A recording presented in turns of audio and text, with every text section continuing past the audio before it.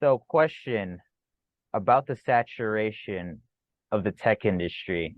Do you Yeah. think that's part of the problem of why investors and businesses that want to get into the tech field, do you think that was included in the problem of maybe cutting back with the layoffs, or was it because of something else entirely? Or what was going on Uh, with this layoffs within? You said it did start in 2020. It recently came to light around this year in 2023, maybe late 2022, perhaps. yeah. Yeah, actually that's a good question. I didn't clarify that entirely. In 2020, it was like actually a hiring boom. Hmm. The startups were still doing layoffs because investors during pandemic were mostly like, wanting to save their money. But large tech companies were still hiring a lot. They were growing a lot, mid-size even too. Um, but that was still considered the start for me too, even for those larger companies, because the biggest reason people were doing, our companies were doing layoffs in late 22 and up to now in 23 is because they were overstaffed.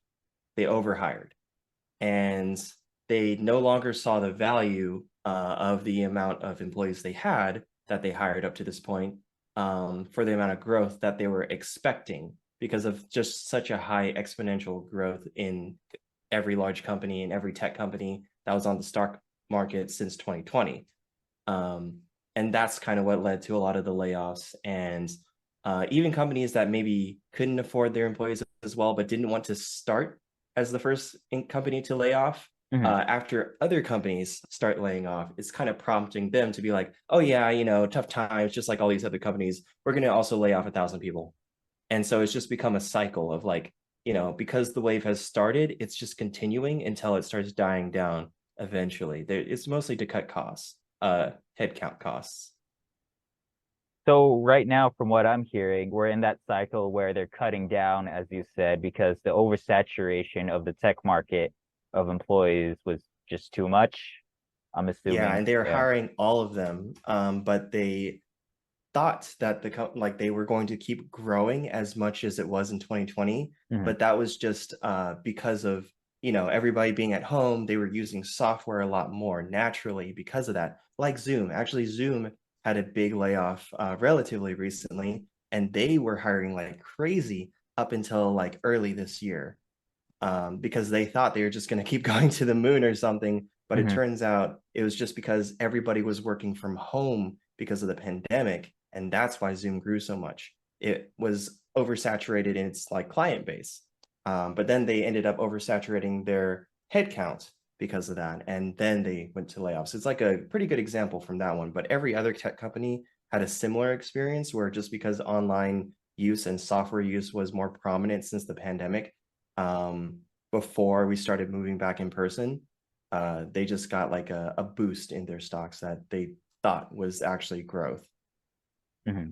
Yeah, it's hard to determine whether your stock is you're going to go up or down, or what actions or decisions increase the value within your company. Say, for example, Elon Musk, everyone loves talking about Tesla. Some people say and do notice the patterns that when Elon Musk says something on Twitter, it is determined to whether your stock goes up or down for Tesla. And it's all like, oh, did he say something stupid this time? Oh, did he Yeah. smoke weed on Joe Rogan? Oh, did he do something that the other shareholders don't like?